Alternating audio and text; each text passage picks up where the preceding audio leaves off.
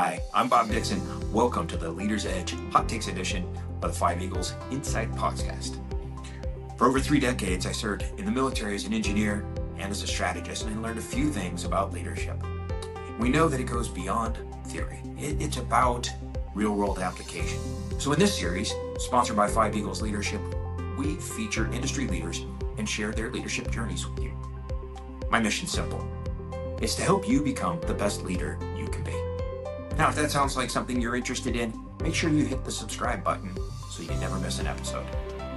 If you'd like to be considered as a guest in upcoming episodes, please go to 5eaglesleadership.com/interview and apply today. Now, let's get started.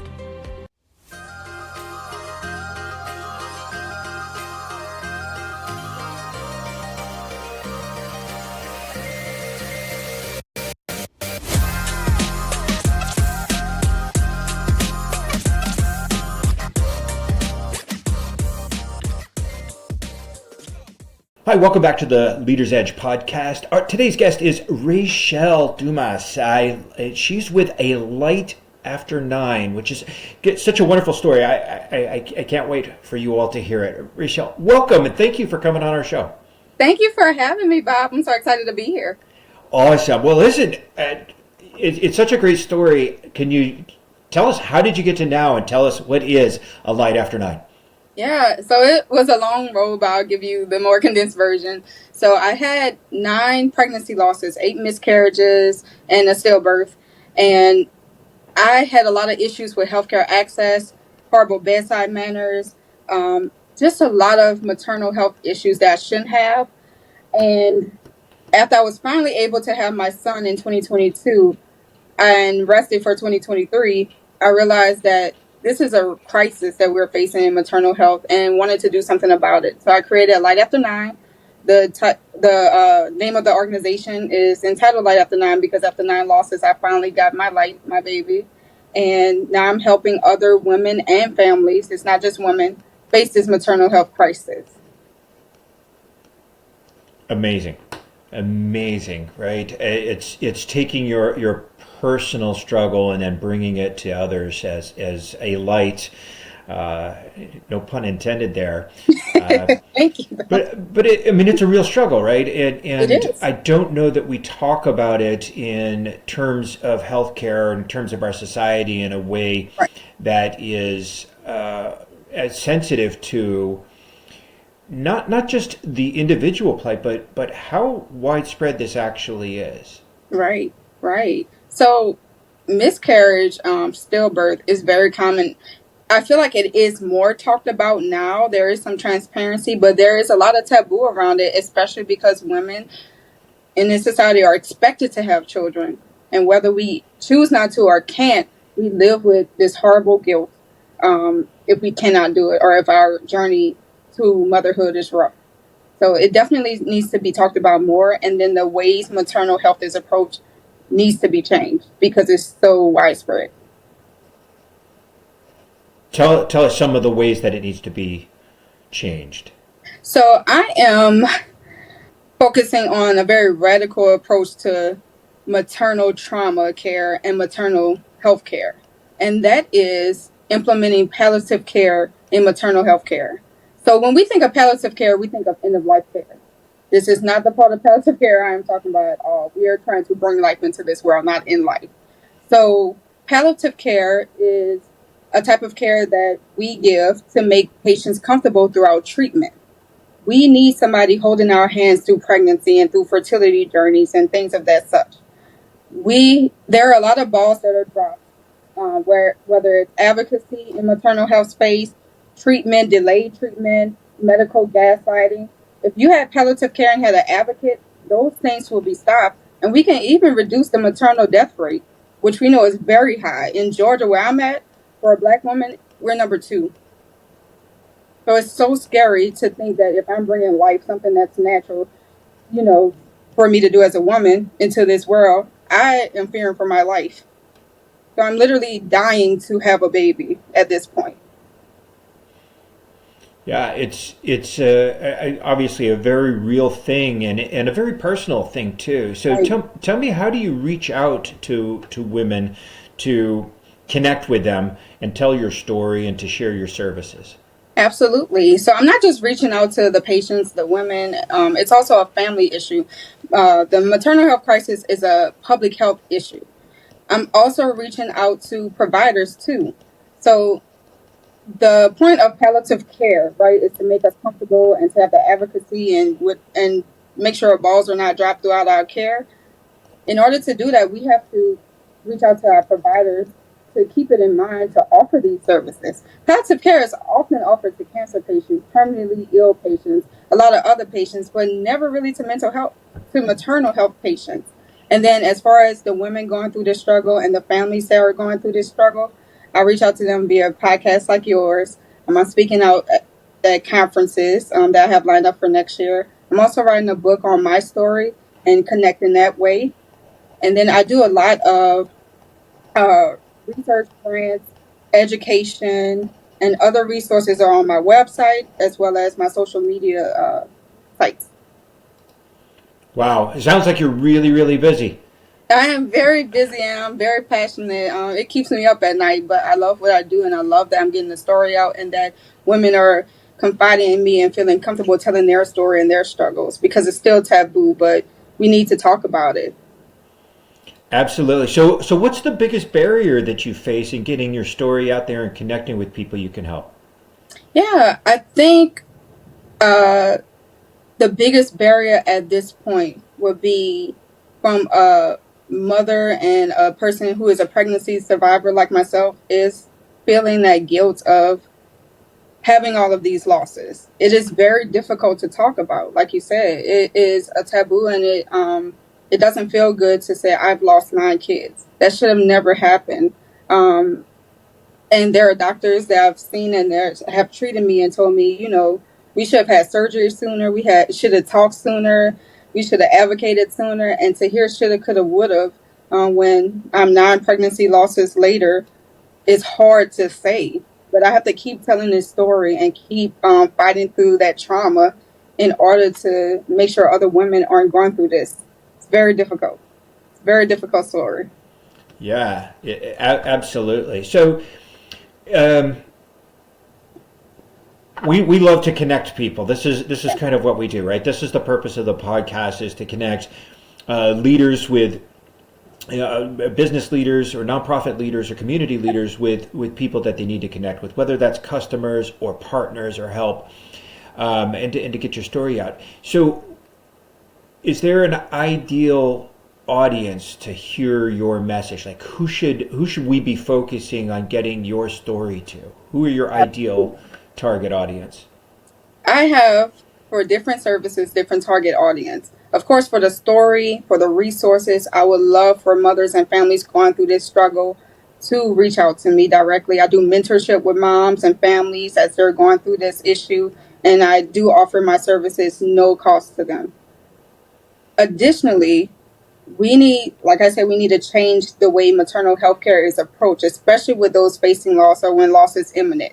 So I'm also reaching out to employers because this should be an employee benefit. Most of the losses that I had occurred at home. There are so many women, and I'm a registered nurse. There are so many women who don't have that healthcare background, who don't know what to do next, who don't know if they should go to the hospital or if they should reach out to a therapist or a primary care or OB or a reproductive endocrinologist. There are so many women who don't have the education and families that don't have the education or know these resources exist. We need to bring it to them. So every employer who hires a woman or a family or a husband or a partner, or significant other who may be pregnant or can get pregnant or want to get pregnant should have this resource. And then I want all hospitals to have this resource because it should start at the bedside. There were so many times, so many pregnancies where I was in the room by myself. And like I said, I'm a registered nurse. I'm very knowledgeable of a lot of different processes going on, but I wasn't in the maternal health space. I needed someone to reiterate the information while I'm going through a traumatic event. So many balls were dropped. I couldn't advocate for myself, even as a healthcare professional, and I needed somebody in this space to advocate for me. So we have to start at the bedside and follow members and patients after their discharge. Wow, that's a big task to get to It's connect a with big so many task. different people. That's It is. wonderful. It's So a big do you task. have help, or are you doing it all by yourself? No, I have help. I have interns. I'm in the hiring phase of my business. It's a lot of work, a lot of emails, a lot of talks. But I do have help, and I'm looking for someone in marketing. I'm looking for someone in procurement right now. So a lot of help, but a lot of help is needed. Yes, certainly getting the right team in place. I mean, Right. it's one of those things. If you want to go fast, you go by yourself. But if you want to go far, you got to bring a You need a pack. team. You need a team. That's Absolutely. right.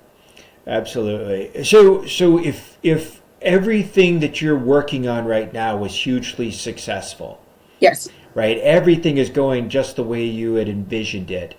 5 years from now, what does your organization look like? You know what the biggest focus would be? The statistics. I want to see my biggest metrics is to see that maternal death rate decreases where my services have been provided. I want to see maternal care improve where my services have been provided. I want to see moms and families with healthy pregnancy journeys reaching out saying, because of a light after nine, I was able to get the right treatment, find the right specialist, get mental health help, and get all the resources I need to make this pregnancy a successful one and not a loss. Yeah, having I'm the father of four children, and my wife is a amazing woman, and I wasn't always there for everything. I was in the military, so I Oh, wow. traveled a lot, did a lot of things. Goodness. But I was fortunate to be there for the birth of each of our children, I love and that. it was not always easy, but it always worked out. Yeah. But just knowing what she went through Hmm. and the struggles she had, and she had it actually pretty easy comparative to a Okay. lot of women. And not that there weren't tough times, there always is, Yeah. but she had a support structure around here, and we Yeah. fully recognized that without that support structure, things are so exponentially more difficult. Yes. Yes. And it sounds like your services and the group that you want to build and the community, it sounds like, that you want to build around Yes. this topic can help alleviate some of that. That's right, because it's such a scary time, especially if it's your first time. Purpose carries. Yes. Yes, it is. That's exactly what I want to do, Bob, is create a community, right? Because even if you weren't in the military and you were there day in, day out, doing all four pregnancies, it is still rough for women. Your body goes through so many changes, and God forbid you have a tough pregnancy, you know, like I did for years. It is mentally taxing, emotionally taxing, and physically taxing. So we do still need, and that's why I say families, not just women, because it's not she's pregnant, you both were pregnant. So you're both carrying that load. Of course, it's an imbalance, to say the least. No But doubt. we Yeah. still all need those resources. Even you as a man, you're not carrying the baby. You might want additional help on ways to help your wife throughout this pregnancy. A lot of men are like, what do I do when I feel helpless in this time? We also offer services like that to give you ideas of how to support your wife or your significant other. So I will tell you the most frustrating moment of my life was when my first son was born, and in the process, Kim was in incredible pain, and something went wrong with the epidural, and it was just a really hard time, and there was nothing I could do. Yeah. And feeling that helplessness, and then when our son Dylan actually arrived, he was really low on the APGAR scale, and this SWAT Oh, team goodness. of beautiful people came crashing in, and these nurses just swept him up and took care of him, and moments later he was fine, and he's now he's grown man now, but it still sticks with me like it happened yesterday because it was such an emotional moment Right. and so frustrating as a person of action to have no ability to influence a positive outcome there. Yeah. Yeah. So incredible. So I think the mindset training for spouses, whether it's a Mhm. female or a male spouse of a mother, I think is incredibly important, right? Yes. Because people can, you internalize that as a weakness that I can't help right now. Right. And so then you have to process that, and at the same time Right. you need to be strong for that person that's going through it. So I think it's incredible work that you're doing, and Thank you training so for much. mothers and training for spouses, and helping to educate hospital administrators on how they can better serve their Right. patients.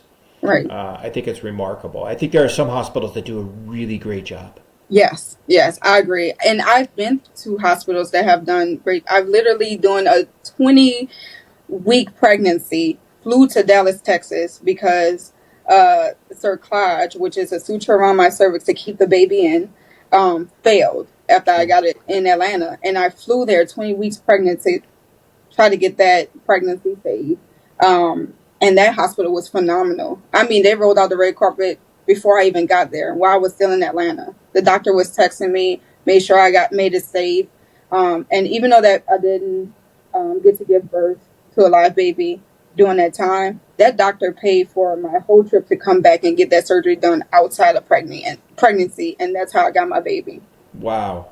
Amazing doctor, Dr. Fogwell in Texas, Dallas Baptist Health. I'll never forget him.